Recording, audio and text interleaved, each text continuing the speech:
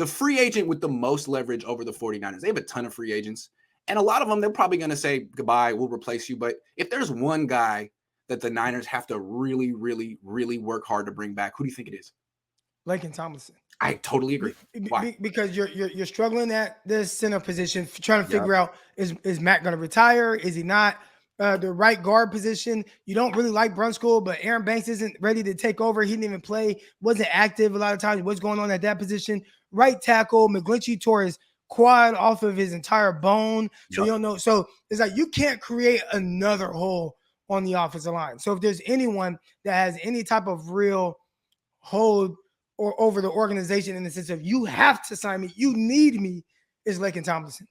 Yeah, it's crazy. It's like they probably saw this coming and didn't want to be in a position where Laken held all the cards. That's why they probably drafted Aaron Banks instead of Asante Samuel Jr. They saw this coming. They're thinking, man, he's going to be 30. He's going to be really freaking expensive. And maybe we want options. Well, unless they know something about Aaron Banks that we don't, I don't think he's ready. So I think Laken Tomlinson's like, I feel pretty good about what does it mean to be ready? I don't know. I have no idea.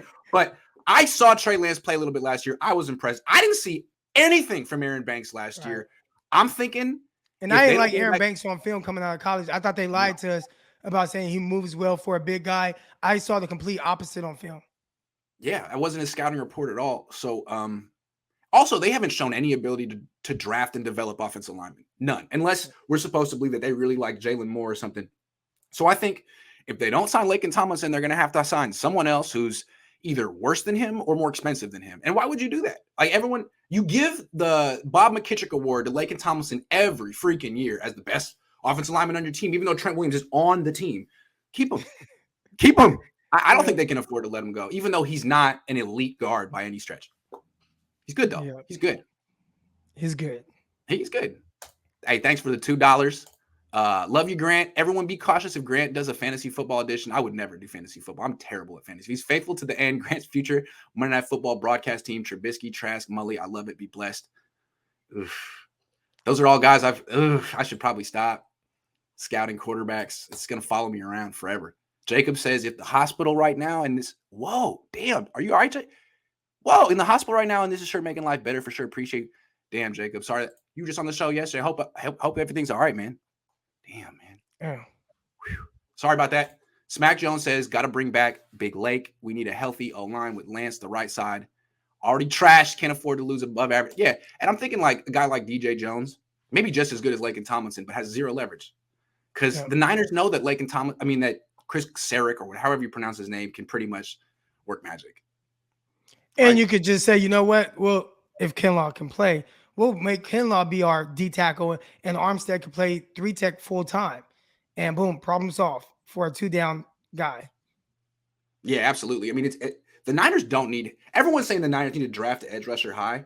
Fair. I mean, you can't get enough, but with Nick Bosa on one side, and then you have Chris Kasarek's group of misfits that no one else can make work, but under him, they're freaking relentless.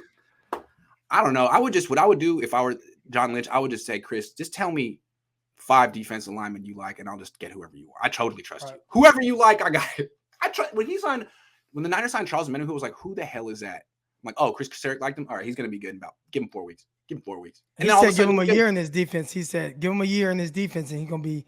He's going to be really good. I mean, look what happened to Samson Ebukam. Early on, it was like, man, this guy is terrible. By then, it was like, they can't stop this guy. I totally trust Chris Kasarek. Whoever he likes, good, go for him.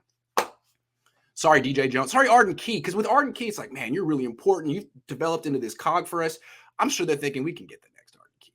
We can do this again. You'll go somewhere. They'll overpay. You won't produce. You'll come right back. Feels like a Kerry Hyder situation again. Yeah. And I like Hyder. I thought he was good. Had a good motor. Obviously, he was productive, 8 sacks. But Key seems like similar, where if teams are going to price you out, then, yeah, you are better off just kind of letting them walk. Tony says, Grant, you're the light in this bleak world. That sounds like such a Willy Wonka weary thing to say.